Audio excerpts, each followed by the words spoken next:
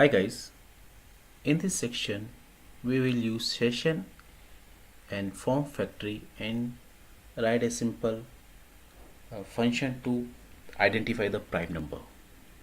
So in my factory controller I define one type is prime.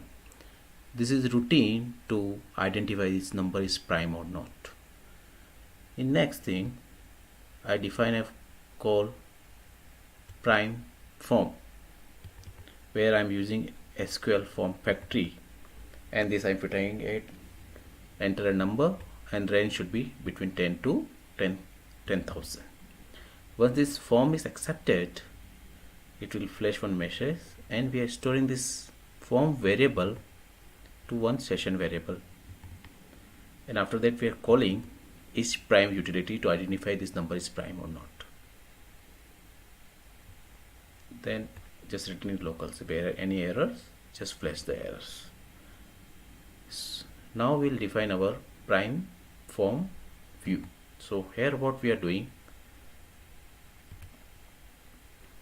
we just define getting that form variable which will construct our complete form, and what we are doing, we are just accessing the number, session number, and just printing that is prime or not. Answer is a local variable.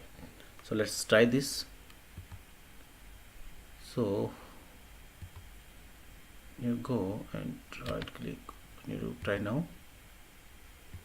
Okay, if you are putting any number below 10, it will take, just put enter, is our validator.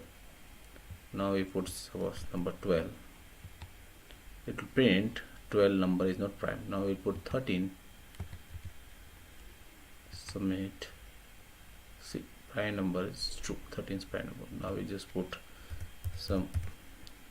this number, so this number is not prime. Now we put more than 10,000, our validator will give error. So this is a useful thing. This SQLFORM.Factory, without a database we can run our we can build a form in very easy way. Thank you.